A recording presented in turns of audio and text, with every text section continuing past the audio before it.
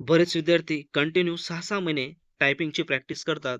परंतु तरी पण त्यांची स्पीड वाढत नाही आणि स्पीड वाढली तर ॲक्युरसी येत नाही आणि एक्झामची वेळ तर आता खूप जवळ आलेली आहे. तर अशा विद्यार्थ्यांसाठी आपण या ठिकाणी एक महत्त्वाचे अपडेट्स घेऊन आलेलो आहोत.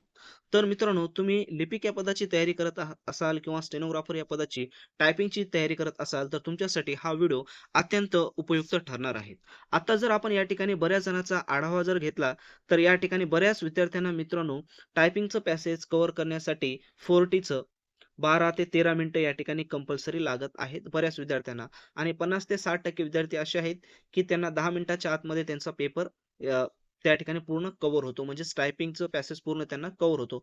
परंतु आता या ठिकाणी ज्या विद्यार्थ्यांचा प्रॉब्लेम असा आहे, की 400 शब्द 10 मिनिटामध्ये या ठिकाणी कव्हर होत नाहीत आणि दुसरी महत्त्वाची गोष्ट म्हणजे जर कव्हर झाले, तर व्यवस्थित ॲक्युरसी येत नाही. कारण तुम्हाला जर या परीक्षेमध्ये पास व्हायचं असेल, तर 2 गोष्टी कंपल्सरी ठेवाव्या लागणार आहे. नंबर 1 तुमची स्पीड आणि नंबर 2 असेल ॲक्युरसी. जर या दोन्ही गोष्टी तुम्हाला मेंटेन ठेवता आले, तर तुम्ही त्या ठिकाणी टायपिंगचा पॅसेज हा आरामशीर कव्हर करू शकतो.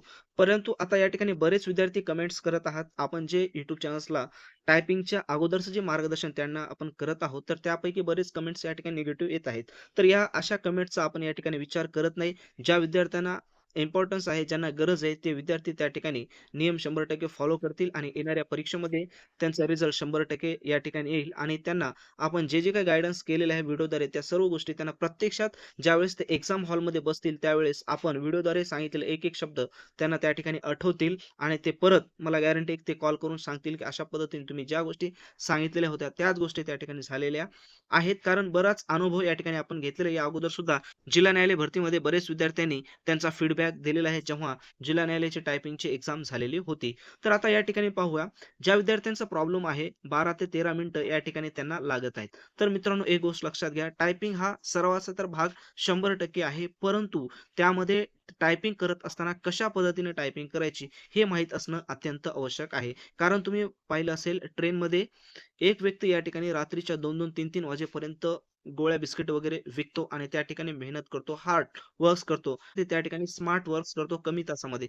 तर दोन्हीपैकी सर्वात जास्त जे अर्निंग होत आहे ते स्मार्ट वर्कवाल्याचे होते. नाही की त्या ठिकाणी रात्रंदिवस ट्रेनमध्ये काम करणाऱ्या हार्ड वर्करची होणार आहे. तर त्याच पद्धतीने आपलं काम असं आहे तुम्हाला स्मार्ट वर्क्स करावे लागणार आहेत आणि या अगोदर तुम्हाला नेमकं टायपिंग हे काय आहे, कशाचा भाग आहे, याची पूर्ण कन्सेप्ट तुम्हाला क्लिअर करून घ्यावी लागेल. नेमकी टायपिंग काय आहे, कशा पद्धतीने ॲक्युरसी वाढते, स्पीड कशा पद्धतीने वाढते, त्यासाठी आपल्याला काय-काय करता आलं पाहिजे, तरच आपली या ठिकाणी स्पीड आणि ॲक्युरसी वाढते. डायरेक्टली तुम्ही 6-6 तास कंटिन्यू या ठिकाणी कीबोर्ड्स चालवला, प्रॅक्टिस केली, तरी देखील असा बदल तुमच्यामध्ये होणार नाही. तर त्यासाठी काही रूल्स आहेत, काही नियम आहेत, त्याचे तुम्हाला फॉलो लागणार आहेत. तर सर्वात महत्त्वाचा अगोदरचा रूल्स आहे मित्रांनो, आहेत ते कॉमनली रूल्स आहेत, परंतु सर्वांना या ठिकाणी माहीत असायला पाहिजे. सर्वात महत्त्वाचा रूल्स आहे practice make man perfect. Practice तर कंपल्सरी पाहिजे. यामध्ये कसल्याही प्रकारचा खंड पडता कामा नये तुमच्या प्रॅक्टिसमध्ये. आणि दुसरी महत्त्वाची गोष्ट आहे प्रॅक्टिस करत असताना तुम्ही कशा पद्धतीने प्रॅक्टिस करत आहात, त्या ठिकाणचा वातावरण कशा पद्धतीचं आहे, बैठक व्यवस्था कशी आहे,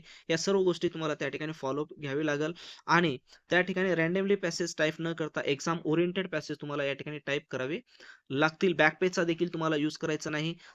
सुरुवातीला तुम्हाला या ठिकाणी हार्डनेस वाटेल, परंतु बॅकपेजचा यूज करायचा नाही. फंक्शन कीज कोणत्या यूज करायच्या नाही. एरो कीज तुम्हाला यूज करायचे नाही. डायरेक्टली या ठिकाणी टायपिंग करायची आहे.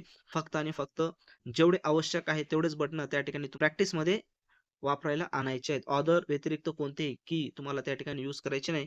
कारण मेन एक्झाममध्ये अशा प्रकारचे कोणतेही कीजला त्या ठिकाणी परमिशन नसते. तर ह्या बऱ्याच गोष्टी आहे की जे आपण एका व्हिडिओमध्ये मित्रांनो तुम्हाला सांगू शकत नाही.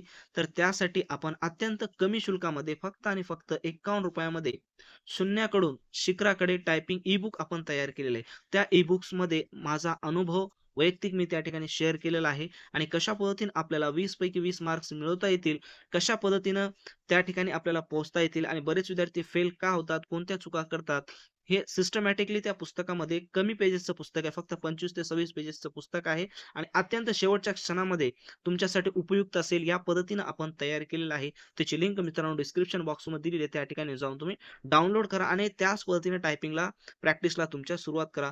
तुमच्यामध्ये नक्कीच त्या ठिकाणी बदल घडून येईल आणि त्याचा फीडबॅक देखील तुम्ही कमेंट्स बॉक्समध्ये द्या आणि त्या वेबसाईटवर देखील तुम्ही फीडबॅक द्या पुस्तक वाचल्याच्या नंतर. कारण त्यामध्ये बऱ्याच गोष्टी आपण क्लिअरली केलेल्या आहेत, की जे विद्यार्थी आता सध्या YouTubeवर प्रत्येक चॅनल्सवर तुम्ही वेगवेगळे अपडेट पाहत आहेत. ठीक आहे. तर प्रत्येक ठिकाणी स्पीड कशी वाढवावी, ॲक्युरसी कशी वाढवावी, ह्या सर्व गोष्टी त्या ठिकाणी तुम्ही पाहत असले तरी सगळ्यात मोठं जे समाधान आहे ते केवळ आणि केवळ तुमच्या जवळच आहे. ह्या गोष्टी तुम्हाला माहीत पाहिजे. तर ह्याच गोष्टी आपण त्या पुस्तकाद्वारे उघड केलेल्या आहेत, की तुमच्या जवळच सर्व गोष्टी आहेत. आम्ही फक्त सांगण्याचा प्रयत्न करतो, परंतु तुम्ही जर त्या गोष्टी केल्या नाहीत, तर त्याचे परिणाम तुम्हालाच भोगावे लागतात आणि चांगलं जर काम केलं तर त्याचं बेनिफिट देखील तुम्हालाच होते. तर त्या सर्व गोष्टी त्या ई-बुक्समध्ये आपण मेन्शन केलेल्या